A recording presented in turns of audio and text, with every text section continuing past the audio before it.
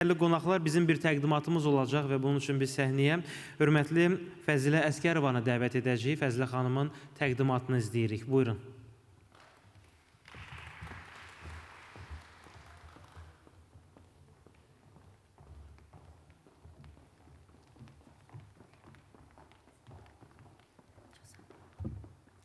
Hər birinizi salamlayıram. Zalın yarısı nahara getməyi planladığına görə çalışacağım çox qısa bir zaman çərçivəsində kitabın təqdimatını edim. Əslində bu səhnə məkan olaraq deyil, bir tədbir istiqaməti olaraq mənə yad deyil, doğmadır. Hardasa 2-3 il bundan öncə elə Cabir bəyin qeyd etdiyi beyin köçü mövzusunda keçirilən Milli İnsan Hüquqları Forumunun xalqın spikeri nominasiyasında seçilmiş spikerlərdən biri idi. Bugün burada olmamın səbəbi fərqlidir. Missiyam bir qədər fərqli istiqamətdədir. Keçən ilin sonunda nəşr etdirdiyim Uğur Psixologiyası kitabı barədə qısa şəkildə danışmaq istəyirəm. Əslində, çox uzun danışmaq istəyərdim. Sadəcə mənə verilən zaman çərçivəsinə bu təqdimatı yerləşdirmək məcburiyyətindəyəm. Özümü sanki tanış olmaq, biznes istiqamətində tanış olmaq və xidmətimi satmaq istədiyim bir rəhbərlə liftə gedərkən kimi hiss edirəm. Ona lazım olan mərtəbəyə çatınca bu söhbət bitəcək. Ona görə istərdim kitabın əsas istiqamətləri barədə sizə məlumat verim. Əslində, kitabın adını oxuyarkən nədənsə oxucu potensialı bunun psixologiyadan bəhs etdiyini düşünür. Bu belə deyil. Bu insanların özlərini daha yaxşı tanıması, qərar verməsi, daxili gücünü düzgün idarə etməsi məqsədi ilə yazılmış bir praktik bələdçidir.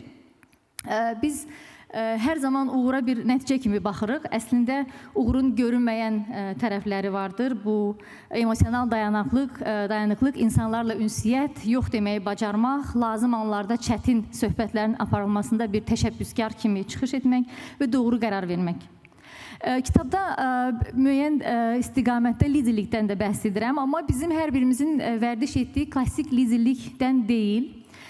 Çünki bugün lider olan şəxs ilk öncə özünün lideri olmalıdır. Özünü düzgün başa düşə bilməlidir ki, insanlar onun ardınca gedə bilsin və yaxud ki, insanlara müsbət nəticə olaraq müsbət təsir göstərə bilsin. Mənim üçün vacib mövzulardan biri də yox deməyi bacarmaqdır. Çünki özüm şəxsən həm karyeramda, həm şəxs həyatda tez-tez yox demək istədiyim anda belə yox deməyi bacarmamışam. Və tez-tez mənə bu kitabla bağlı sual verəndə ki, burada siz uğurunuz barədə danışırsınız. Mən həmişə deyirəm ki, yox, mən burada uğursuzluqlarımın toplusunu bir araya gətirmişəm. Çünki uğura gedən yol həmin o uğursuzluqlara baxmayaraq yolunu davam etmək deməkdir. Və sonda istərdim, yəqin ki, bir çox alıcı ola biləcək şəxslərin sualı ola bilər ki, bu kitab kimlər üçündür? Bu kitab yazarkən düşündüm ki, 30 ilə yaxın insan hüquqları sahəsində çalışmama baxmayaraq, oxucu auditoriyasını biraz daha geniş edim. O səbəbdən potensial oxucu ola biləcək şəxslər həm sahibkarlar, biznes nümayəndələri, insan hüquqları və biznes sahəsində işləyən peşəkarlar, tələbələr, karyeralarını qurub bəlli bir nöqtəyə gəlib buradan sonra hara gedəcəyim sualının cavabını axtaran şəxslər bu kitabda düşünürəm ki, həmin o cavabı tapa biləcəklər. Bir qədər motivasiya olsun deyə biz Cabir bəy ilə bu təqdimatı danışanda dedik ki, tamam bu iştirakçılara motivasiya olsun deyə alsınlar, oxusunlar, bəhrələnsinlər deyə siz nə təklif edirsiniz?